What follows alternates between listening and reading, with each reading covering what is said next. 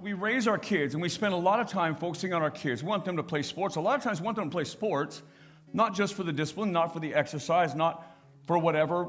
We do that oftentimes as to live in this world, to give them something, to teach them something, but we also do it often to help them get into college. We're like, hey, you continue to do this, you're any good at it, that'll help us pay for college. And so college becomes this other goal, to go to college. I'm not opposed to that. I'm not saying don't go to college. I'm not even saying don't play sports.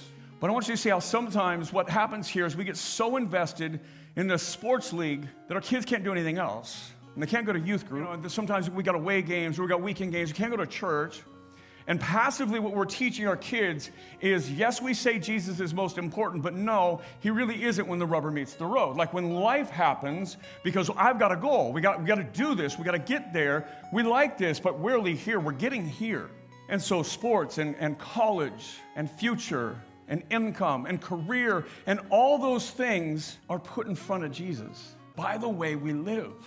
What does it profit a man to gain the whole world and forfeit his soul? For what can a man give in return for his soul? So what does it gain? What do we really get when we teach ourselves, or when we believe ourselves that all these things, they're the goal in this life, and nothing gets in the way of the goal? We love to go to church, we love to worship, we love to serve, we love to do all those things. When we're not doing this, well, then this becomes a priority, and we focus on this, and this, whatever this is, whatever your this is, will die.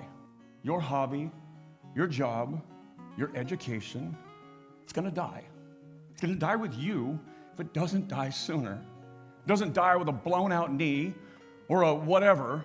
But what do we lose in the meantime? You're like, you're right. You're totally right. But what about college?